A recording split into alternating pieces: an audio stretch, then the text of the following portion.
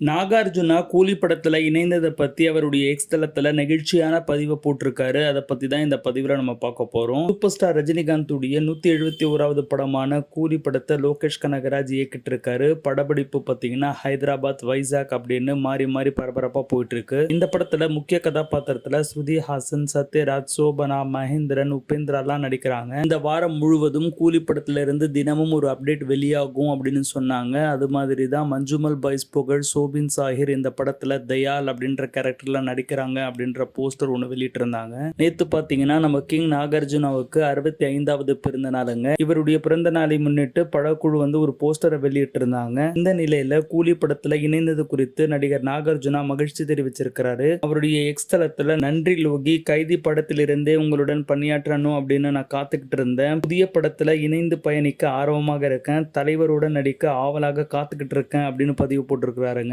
Super star ரஜினிகாந்தை தமிழ்நாட்டில் மட்டும் தலைவர் அப்படின்னு கூப்பிடுறது இல்ல, பாருங்க பிற நாட்டிலையும் பார்த்தீங்கன்னா அவரை தலைவர் அப்படின்னு தான் கூப்பிடுறாங்க. ரசிகர்கள் மட்டும் கிடையாது, தெலுங்குல இருக்கிற சூப்பர் ஸ்டார்களே அப்படிதான் கூப்பிடுறாங்க. அப்படின்னா தலைவருடைய பவரை பார்த்துக்கோங்க. ஸ்டைலிஷான வில்லனா தலைவர் சூப்பர் ஸ்டாருக்கு எதிராக இந்த படத்துல நாகார்ஜுனா என்னெல்லாம் பண்ண போறாரு அப்படின்னு பார்க்கறதுக்கு ரொம்ப ஆர்வமா இருக்கு. நாகார்ஜுனாவுடைய இந்த ட்வீட்டை பத்தி உங்களுடைய கருத்து என்ன அப்படின்றது கீழே கமெண்ட்ஸ் பாக்ஸ்ல தெரியப்படுத்துங்க. இந்த மாதிரியான அப்டேட்டுக்கு தொடர்ந்து சேனலை ஃபாலோ பண்ணிட்டு வாங்க.